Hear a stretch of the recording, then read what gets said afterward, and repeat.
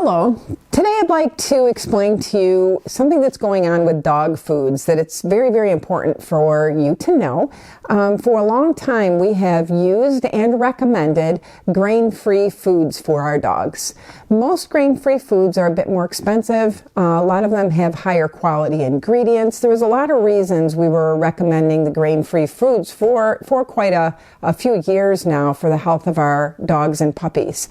Recently, in the last few years, there is something called DCM, which is a heart condition that a lot of dogs have started to get. Now, DCM is one of those things that was always more prevalent in a few specific breeds of dogs.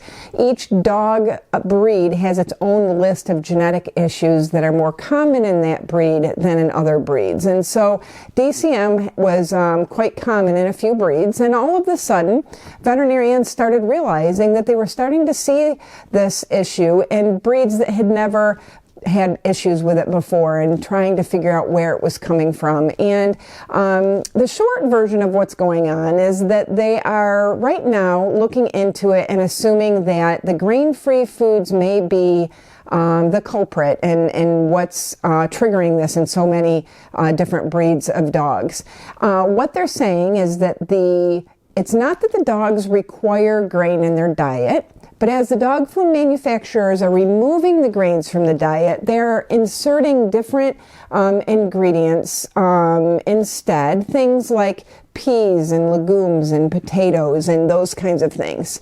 And what they're studying right now, they're thinking that those foods are not allowing the dog's body to absorb the taurine that they need, so that they're developing what they're actually calling a taurine deficient DCM. And it is a heart issue where dogs are dying from it. Now, so what the veterinarians across the country right now are recommending is that everybody go back to a food that they know was not causing this taurine deficient DCM previous to these other breeds developing the issue.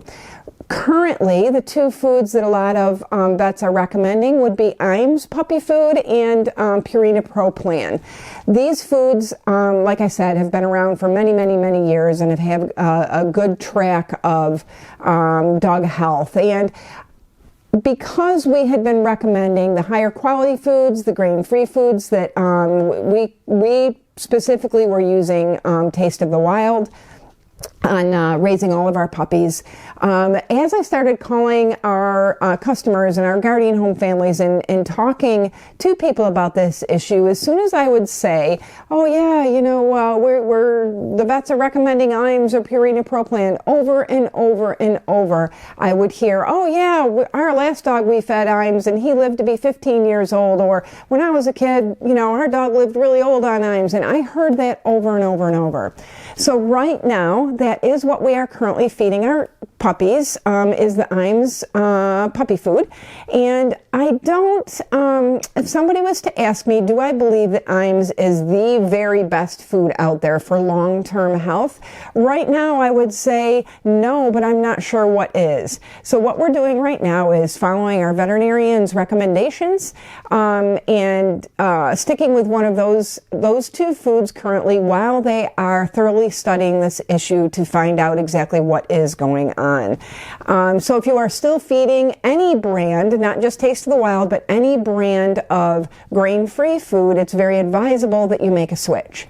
The best way to do that is to mix the two foods, your new food and the grain-free food, mix them half and half over the period of 2-3 days, then cut back the grain-free food to 75-25, and then gradually reduce the amount of the food that they've been on so that you don't encourage intestinal upset and diarrhea and that kind of thing in switching just too fast.